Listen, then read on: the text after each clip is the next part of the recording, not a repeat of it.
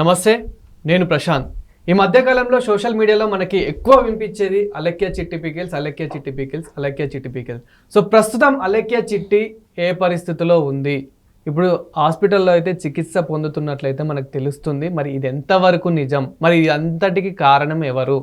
So దీని గురించి అయితే మాట్లాడుకుందాం. దీని గురించి అయితే మాట్లాడేందుకు ప్రస్తుతం మనతో పాటు సీనియర్ జర్నలిస్ట్ సిఎస్ రావు గారు ఉన్నారు. నమస్తే అండి. నమస్తే సార్. అలెక్య చిట్టి మీద అయితే చాలా ట్రోల్స్ అయినాయి. అండ్ తను మాట్లాడిన మాటలు కూడా ఆ విధంగా ఉన్నాయి కాబట్టి సోషల్ మీడియాలో చాలా ట్రోల్స్ చేశారు. ఇన్స్టాలో కానివ్వండి, ఫేస్బుక్లో, యూట్యూబ్లో, శాటిలైట్లో ఇలా చాలా ట్రోల్స్ చేశారు. అండ్ ఇప్పుడు తను క్షమాపణ అయితే కోరుతుంది. వాళ్ళ సిస్టర్స్ కూడా క్షమాపణ కోరుతున్నారు. దీని మీద మీ ఒపీనియన్ ఏంటి? ఇప్పుడు వీళ్ళంతా ఒక కోణం నుంచి చూస్తున్నారు ఇప్పటివరకు సోషల్ మీడియాలో.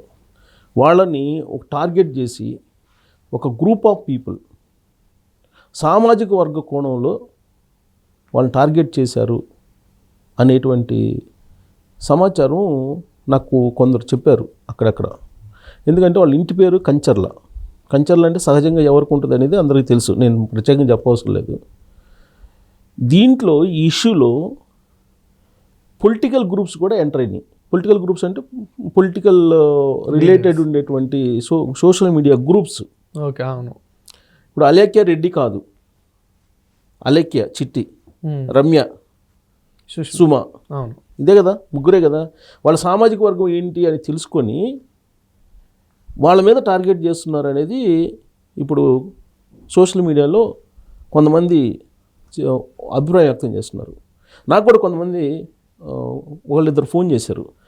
అన్నా ఏందన్నా ఈ రాద్ధాంతం ఏందన్నా, ఇది అసలు వాళ్ళేదో పచ్చళ్ళు తయారు చేసుకొని వాళ్ళేదో బిజినెస్ చేసుకొని వాళ్ళ తంటాలు వాళ్ళు పడుతున్నారు. వాళ్ళేదో వీడియో పెట్టారు, ఆ కస్టమర్ ఏదో అడిగిన దానికి ఆ కస్టమరు ఏమడిగాడు, ఎందుకు అన్నారు వీళ్ళు, అదంతా తెలుసుకోవాలి కదా. తెలుసుకోకుండానే సోషల్ మీడియాలో కొన్ని గ్రూప్స్ కావాలని చెప్పేసి వెంటబడుతున్నాయి, వేటాడుతున్నాయి వాళ్ళని.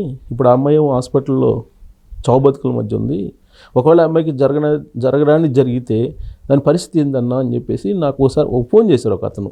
అంటే ఇదంతా ఎందుకు జరుగుతుంది ఏంటి, నేను ఫాలో గాను యాక్చువల్గా, ఇట్లాంటి పెద్ద ఫాలో గాను. ఎందుకు ఇంత సీరియస్గా ఎందుకు జరుగుతుంది అని అంటే అప్పుడు అతను చెప్పాడు. అతను ఏమన్నాడంటే, ఇవాళ మార్నింగ్ అన్నా సోషల్ గ్రూప్స్లో ఈ సామాజిక వర్గాల వారుగా విడిపోయినాయి అన్న, అదే అలెక్య రెడ్డి అని ఉన్నట్టయితే ఈ పాటికి ఇది జరిగి ఉండేది కదా కన్నా. ఇంత కంచర్ల వాళ్ళ ఇంటి పేరు, దాంతో వీళ్ళు ఒక సామాజిక వర్గం వాళ్ళని వెంటాడుతుంది. ఏ స్థాయిలో వెంటాడుతుందంటే వాళ్ళు పచ్చళ్ళు తిని చచ్చిపోయారని చెప్పేసి ప్రచారం చేస్తున్నారు. వాళ్ళు పచ్చళ్ళు తిని చచ్చిపోయారని కొంతమంది, లేదంటే వాళ్ళు పచ్చళ్ళు తిని అవయవాలు పనిచేయట్లేదని కొంతమంది, ఇలా రకరకాలు పెడుతున్నారన్న. చాలా ఎత్తున వీళ్ళని టార్గెట్ చేస్తున్నారు వాళ్ళు సారీ చెప్పారు ఇప్పటికే చాలా సందర్భాల్లో, చాలా వీడియోస్ పెట్టారు సారీ చెప్పి కూడా. అయినా ఎందుకు కుదరట్లేదంటే ఇదంతా కూడా తెర వెనుక పొలిటికల్ నడుస్తుందన్న, పొలిటికల్ గ్రూప్స్ సామాజిక వర్గం పరంగా నడుస్తున్నాయి అని చెప్పారు. ఎందుకంటే మనం 2024 ఎన్నికలకు ముందు చూస్తే విచిత్రమైన పరిణామం తెలుగు రాష్ట్రాల్లో ఉంది. ఇప్పుడు సపోజ్ బీఆర్ఎస్ పార్టీని విమర్శిస్తే వీడు ఆంధ్రోడు అంతే, డిసైడ్. ఇంకా వాడి విచక్షణ అనేది అతనికి ఉందా లేదా ఇవన్నీ ఏం కాదు. ఇతను బీఆర్ఎస్ పార్టీ గురించి మాట్లాడాడు, లేదా కేసీఆర్ గురించి విమర్శించాడు, ఆయన పాలన గురించి అంటే వీడు ఆంధ్రోడు అంతే, కథం. జగన్మోహన్ రెడ్డి గారి పరిపాలన గురించి మాట్లాడితే వీడు కమ్మోడు, డిసైడ్. ఇక తెలుగుదేశం కమ్మోడు, వీడు పచ్చ బ్యాచ్. ఇది అదే చంద్రబాబు నాయుడు గారిని విమర్శించారనుకో, వీడు జగన్ బ్యాచ్, వీడు సైకో బ్యాచ్, ఇలా ముద్రేస్తారు. నరేంద్ర మోడీ గారి గురించి మాట్లాడామనుకో, వీడు పాకిస్తాన్ మద్దతు ఇచ్చేవాడు వీడు అనేటువంటి యాంగిల్లో డిసైడ్ చేస్తున్నారు సోషల్ మీడియాలో. అంటే పొలిటీషియన్స్ ఈ పొలిటికల్ ఇన్వాల్వ్ కావాల్సిన అవసరం ఏముంది? అంటే పొలిటికల్ పార్టీస్కి సంబంధం లేదు. పొలిటికల్ పార్టీస్కి సంబంధం ఉందని చెప్పేసి నేనైతే అనుకోవట్లా డైరెక్ట్గా. పొలిటికల్ పార్టీస్కి రిలేటెడ్ సోషల్ మీడియా గ్రూప్స్ ఉన్నాయి. ఈ సోషల్ మీడియా గ్రూప్స్లో ఎక్కువగా సామాజిక వర్గ పరంగానే ఉన్నాయి. అవును, ఇప్పుడు ఎక్కువగా అందరని కాదు. ఇప్పుడు వైఎస్ఆర్ కాంగ్రెస్ పార్టీ ఉంది, రెడ్డి సామాజిక వర్గానికి సంబంధించినటువంటి గ్రూప్స్. వాళ్ళు ఏం చేస్తారు, ఎక్కడ కమ్మ సామాజిక వర్గానికి సంబంధించినటువంటి వాళ్ళు ఏదన్నా ఇన్సిడెంట్ దొరికిందంటే వెంటాడతారు, వీళ్ళు దొరికితే వాళ్ళు వెంటాడతారు. ఇప్పుడు మనం ఎక్కడ దాకా ఎందుకు, ఇప్పుడు మనం కొన్ని ఇన్సిడెంట్స్ తీసుకుంటే, ఇప్పుడు జగన్మోహన్ రెడ్డి గారి ప్రైవేట్ లైఫ్లోకి తెలుగుదేశం పార్టీకి సంబంధించిన కొన్ని గ్రూపులు వెళ్ళిపోయాయి అప్పట్లో.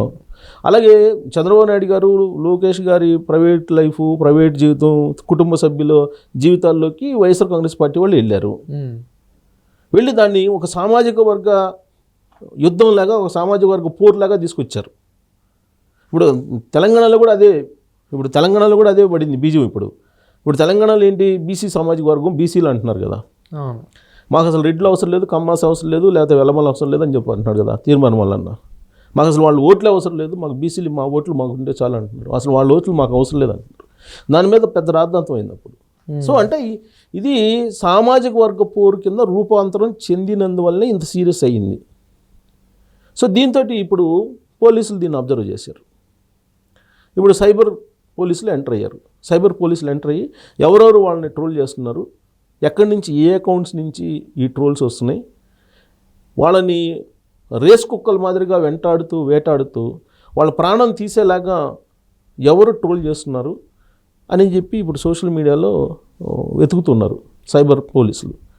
ఆల్రెడీ సైబరాబాద్ పోలీసులు దాన్ని సుమోటో కింద కేసు తీసుకొని దాన్ని పరిశీలిస్తున్నారని చెప్పి తెలుస్తుంది పోలీసు వర్గాలు. చూసినట్లయితే వీళ్ళని ట్రోల్స్ చేసిన వాళ్ళు కానివ్వండి, అంటే వీళ్ళ మీద వీడియోస్ చేసిన వాళ్ళు ఎవరైతే ఉన్నారో దాదాపు కొన్ని వందల వేల ఛానల్సే ఉన్నాయి. సో ఎంతమంది మీద అని వీళ్ళు ఎంక్వైరీ చేయొచ్చు?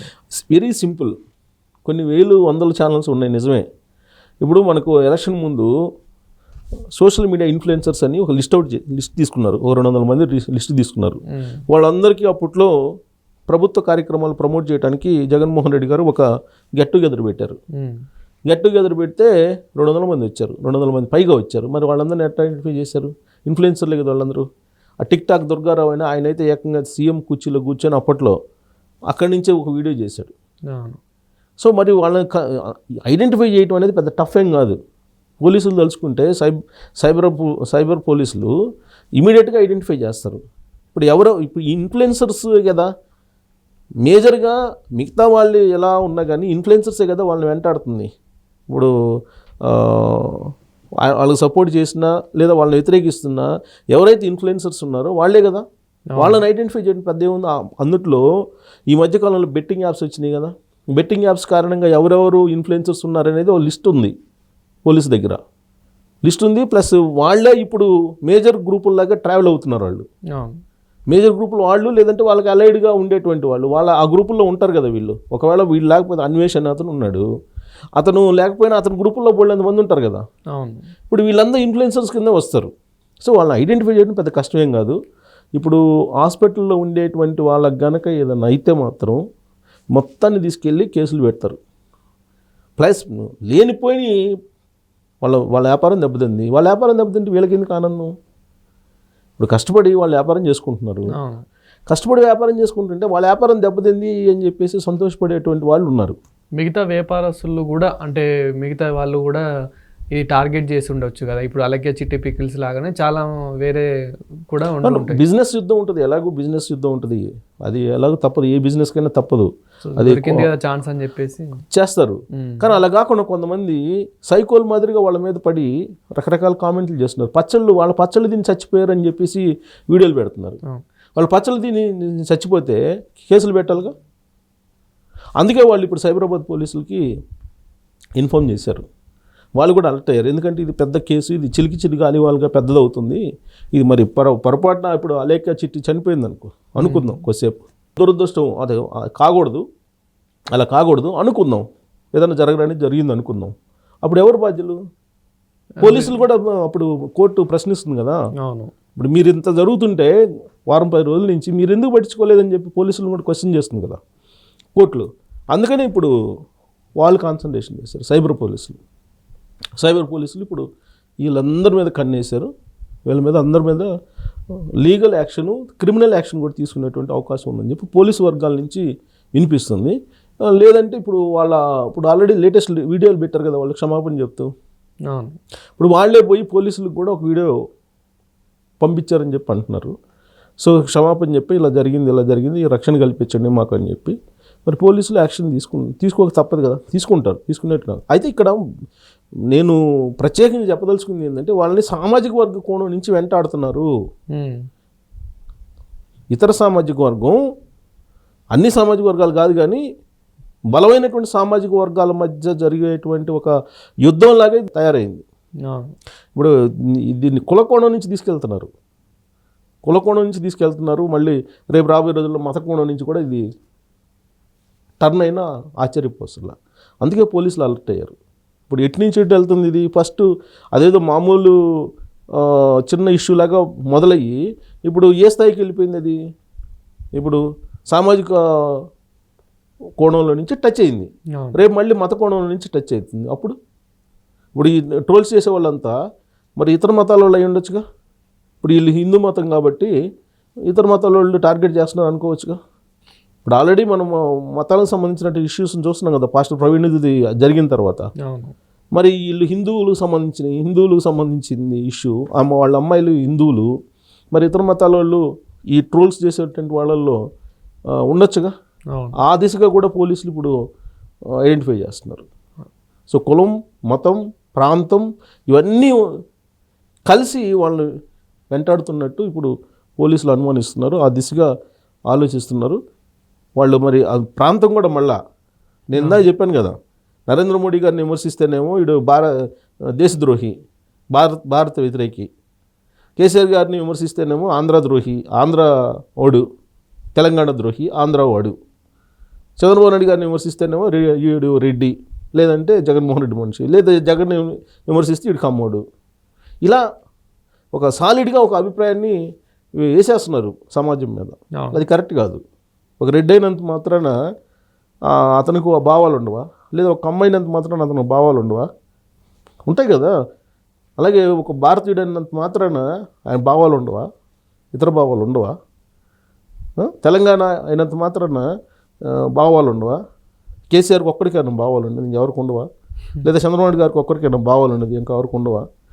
జగన్మోహన్ రెడ్డి గారికి ఒక్కరికైనా ఉండేది భావాలు ఉండవా? మోడీకి ఒక్కరికైనా ఉండేది. ప్రతి ఒక్కరికి పౌర స్వేచ్ఛ ఉంది, అలాగే వాక్ స్వాతంత్ర్యం ఉంది, ఎవరి ఆలోచనలు వాళ్ళకు ఉంటాయి. అలా కాకుండా సాలిడ్గా ఇలాంటి ఆలోచనలు వేసి ఇలాంటి వాళ్ళని టార్గెట్ చేస్తున్నారు. అలేఖ్య చిట్టి ఇలాంటి వాళ్ళని సామాజిక కోణంలో, ప్రాంతాల కోణంలో, మతాల కోణంలో చూసి ఈ విధమైనటువంటి టార్గెట్ చేస్తున్నారు అనేది ఈ ఇన్సిడెంట్లో ఇప్పుడు వస్తున్నటువంటి కొత్త కోణం. దీని మీద పోలీసులు ఇప్పుడు సీరియస్గా ఆలోచిస్తున్నారు. బహుశా ఎలాంటి చర్యలు తీసుకుంటారని మనం చూడాలి. Thank you sir. Thank you.